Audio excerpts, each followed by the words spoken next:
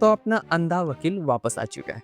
I mean Daredevil वापस आ चुका है। देखो ये एपिसोड नॉर्मल नहीं है, ये वो एपिसोड है जहाँ से डेयरडेविल की स्टोरी थोड़ी डार्क नहीं बल्कि पूरी बदलने वाली है। उसका नया सूट आया है, फिस्क और डेंजरस हो गया है, और एक ऐसा प्लेयर एंटर हुआ है जो डेयरडेविल को सिर्फ हराना नहीं चाहता, वो उसे समझना चाहता है। एंड मे बी वो उसका साथ भी दे, who knows. And trust me, इस वीडियो का असली मतलब एंड में जाकर हिट करेगा, तो वीडियो को एंड तक जरूर देखना। तो चलिए शुरू करते हैं। एपिसोड की शुरुआत ही होती है एक शिप से, नॉर्दर्न स्टार। अब सरफेस पे देखोगे तो ये सिंपल है, एक कार्गो शिप न्यूयॉर्क में एंटर कर रहा है। लेकिन शो में हमें डायरेक्टली ये नहीं बताया जाता कि अंदर क्या चल रहा है। इंस्टेड वो हमें सीधे एक्शन के बीच में फेंक देता है, क्योंकि मैट मर्डॉक ऑलरेडी अंदर है। और यह एक बहुत सटल चीज होती है, कोई ड्रामेटिक एंट्री नहीं, ना कोई डेयरडेविल वाला बिल्डअप। बस डेयरडेविल कंटेनर्स के बीच में धीरे धीरे मूव कर रहा है, एक एक एनिमी को एलिमिनेट कर रहा है। इससे क्या फील आता है कि ये सब पहले भी हो चुका है, ये उसका पहला मिशन नहीं है। मतलब ये वर्ल्ड ऑलरेडी ब्रोकन है और मैट उस ब्रोकन वर्ल्ड में अडेप्ट कर चुका है। अब सूट की बात करते हैं। ये नया ब्लैक सूट पहली नज़र में लगेगा अरे बस कलर चेंज है, लेकिन एक्चुअली ये पूरी सिचुएशन को डिफाइन करता है। सीजन 1 में हमने क्या देखा कि मैट एक विजिलेंटी है जो कि शैडोज में काम करता है, लेकिन अब वो एक टारगेट है। फिस्क ने उसके खिलाफ टास्क फोर्स लगा दी, मतलब हर रूफटॉप, हर स्ट्रीट उसके लिए अनसेफ है। तो अगर वो सेम रेड सूट पहनता तो लिटरली खुद को एक्सपोज कर रहा होता, लेकिन इस ब्लैक सूट से वो फुल सर्वाइवल मोड में चला जाता है। और मुझे सबसे ज़्यादा वो चीज़ पसंद आई कि शो ने इसे ओवर एक्सप्लेन नहीं किया, ना कोई डायलॉग कि मुझे ये सूट चाहिए, ना कोई स्लो मोशन ट्रांसफॉर्मेशन, बस वो सूट ऑलरेडी एग्जिस्ट करता है। इसका मतलब ये चेंज ऑफ स्क्रीन हो चुका है। और जब ऐसे चेंजेस ऑफ स्क्रीन होते हैं ना, तो फील आता है कि स्टोरी आगे बढ़ चुकी है। और भाई ये चेस्ट पे जो डबल डी लोगो है, पहली बार ऐसा लगा कि ये विजिलेंटी नहीं प्रॉपर सुपर हीरो बन चुका है। इस ब्लैक डबल डी लोगो वाले सूट को देखने के लिए 11 साल लग गए और फाइनली अब ये सूट हमारे सामने है। अब आगे बढ़ते हैं। अब मैट कंटिन्यूस चेक करना शुरू करता है। ऊपर से सब नॉर्मल दिखता है, वहाँ पे कुछ चाइनीज लेबल्स है शिपिंग कोड्स वाले, लेकिन प्रॉब्लम ये है कि मैट देख नहीं सकता। तो वो क्या करता है, वो सुनता है, फील करता है, वाइब्रेशंस को पकड़ता है, और धीरे धीरे उसे रियलाइज होता है कि कुछ मिसमैच है। फिर एक हिडन पैनल मिलता है और यहाँ पे शो एक स्मार्ट मूव करता है। हमें दिखता है कि अंदर क्या है, लेकिन मैट को नहीं, मतलब ऑडियंस अहेड है, हीरो नहीं। इससे टेंशन क्रिएट होती है और उसी बीच फाइट सीक्वेंस भी। मैट का फाइटिंग स्टाइल यहाँ पे बहुत रॉ है, वो क्लीन नहीं लड़ रहा, वो ब्रूटल है, हड्डियाँ तोड़ रहा है, लोगों को गिरा रहा है, लेकिन किल नहीं कर रहा। ये उसकी मोरालिटी है, लेकिन ट्विस्टेड वर्जन में, मतलब मारूंगा नहीं लेकिन छोड़ूंगा भी नहीं।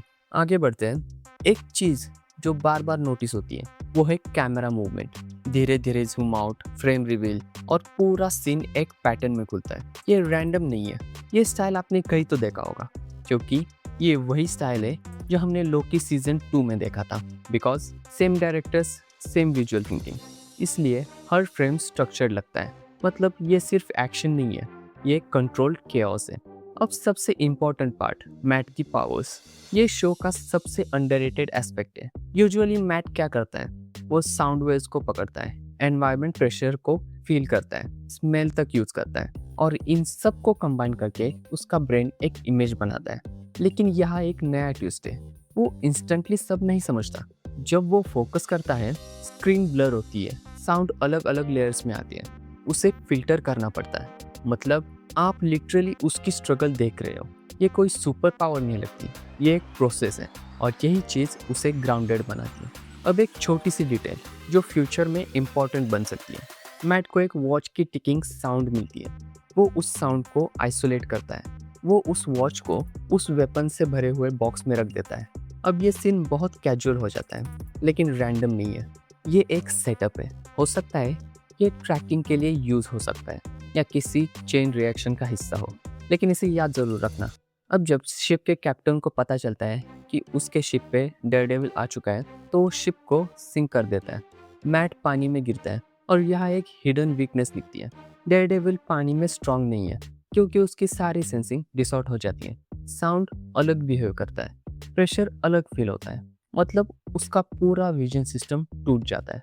और शो इसे लाउडली एक्सप्लेन नहीं करता, बस सटल दिखाता है कि वो स्ट्रगल कर रहा है। यही चीज़ इसे रियलिस्टिक बनाती है। अब सीन शिफ्ट होता है। मैट और कैरन दोनों साथ हैं, लेकिन वो नॉर्मल कपल नहीं है। ये लोग छुप रहे हैं, डिस्गाइज में।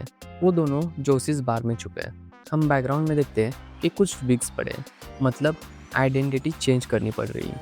कैरन ट्रेनिंग कर रही है, ये बहुत बड़ा सिग्नल है। वो सिर्फ इमोशनल सपोर्ट नहीं रहेगी, वो एक्शन में भी आएगी। और दोनों के बीच जो मोमेंट्स है वो काम है, लेकिन अंदर से टेंशन है।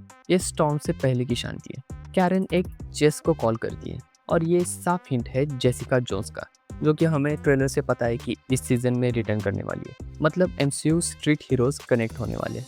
अब आते हैं फिस्क पर। विल्सन फिस्क, उसका शिपमेंट डिस्ट्रॉय हो चुका है, लेकिन वो पैनिक नहीं करता। वो इंस्टेंटली सोचता है कि डैमेज कंट्रोल कैसे करना है, क्योंकि उसके लिए ये सिर्फ लॉस नहीं है, ये एक थ्रेट है। अगर लोग बाहर आ गए तो वो एक्सपोज हो जाएगा। और यही समझ आता है कि वो कितना डेंजरस है, क्योंकि वो रिएक्ट नहीं करता, वो प्लान करता है। अब सबसे अनसेटलिंग पार्ट, हेदर ग्लेन। उसके सीन्स में कैमरा टिल्ट होने लगता है, फ्रेम्स अनस्टेबल हो जाते हैं, और उसे विजन्स आते हैं। ये रैंडम नहीं है, ये मेंटल ब्रेकडाउन नहीं, ये सेटअप है। कॉमिक्स में एक विलन है म्यूज, जो कि हमने सीजन 1 में भी देखा, जिसे हेदर ने ही मारा था। वो एक आर्टिस्ट है जो वायलेंस को आर्ट बनाता है। और यहाँ क्लियर पैटर्न दिखता है कि हेदर उसी डायरेक्शन में जा रही है। मतलब चेंज बाहर नहीं, अंदर पैदा हो रहा है। मतलब हैरान मत होना कि अगर हेदर नेक्स्ट म्यूज बन गई, क्योंकि सिग्नल्स तो यही दिख रहे हैं। अब आते हैं क्लाइमैक्स पर। और इस एपिसोड में हमने ये भी देखा कि वैलेंटीना विल्सन फिस्क को सपोर्ट कर रही है उसके एंटी विजिलेंटी टास्क फोर्स में। क्योंकि आप जानते हैं कि हमने थंडरबोल्ट्स में देखा था कि वैलेंटीना ने अपनी खुद की न्यू एवेंजर्स टीम बनाई है, और वो फेम चाहती है। इसलिए उसने विल्सन फिस्क को सपोर्ट किया कि वो विजिलेंटी के खिलाफ उसका साथ देगी। डेयरडेविल टास्क फोर्स को डिस्ट्रॉय कर रहा है, सब कंट्रोल में लग रहा है, और अचानक गन शॉट्स, सब गिरने लगते हैं। मैट कंफ्यूज्ड है, क्योंकि ये उसका स्टाइल नहीं है। पहले लगता है कि पनिशर, लेकिन नहीं, यह है बुल्सआई। और यहाँ से एपिसोड का असली मीनिंग खुलता है। बुल्सआई रैंडम नहीं है, वो ऑब्जर्व करता है, सही मोमेंट का इंतजार करता है। उसने मैट को बचाने के बाद वहाँ पे एक नाइफ फेंका था, और उस नाइफ पे उसने कुछ लिखा था। और उसने कुछ पेन या मार्कर से नहीं, उसने स्क्रैच करके लिखा था, ताकि मैट पढ़ सके, क्योंकि मैट देख नहीं सकता। ये फिजिकल अटैक नहीं है, ये साइकोलॉजिकल अटैक है। अब याद रखना, वीडियो के स्टार्ट में मैंने कहा था कि नॉर्दर्न स्टार ये कोई सिर्फ शिप नहीं है, ये एक ऑब्सेशन का सिंबल है बुल्सआई के लिए। क्योंकि नॉर्थ स्टार वो चीज़ है जो वो फॉलो करता है, जो कि पहले था जूली और अब है मैट। मतलब डेयरडेविल उसका टारगेट नहीं है, उसका ऑब्सेशन बन चुका है। तो इस एपिसोड में एक्चुअली क्या हुआ, डेयरडेविल बदल चुका है।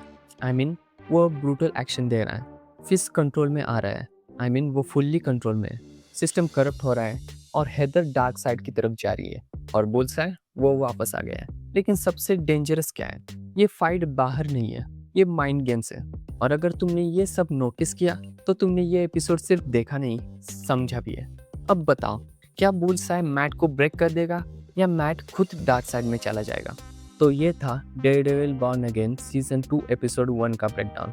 नेक्स्ट वीक हमें एपिसोड 2 और 3 दोनों एक साथ देखने को मिलेंगे, तो सब्सक्राइब जरूर करना। जैसे ही वो एपिसोड्स आएंगे मैं ब्रेकडाउन वीडियो जल्दी लेकर आऊँगा। और अगर आपने अभी तक सीजन 1 नहीं देखा तो नीचे डिस्क्रिप्शन में लिंक है सीजन 1 का फुल रिकैप वीडियो, तो उसे ज़रूर चेकआउट करना। और अगर ये वीडियो पसंद आया हो तो इसे लाइक करो, शेयर करो, और ऐसी अमेजिंग कंटेंट के लिए चैनल को सब्सक्राइब ज़रूर करो। मिलते हैं अगले वीडियो में, तब तक देखते रहिए और बने रहिए सिनेमा नर्ड।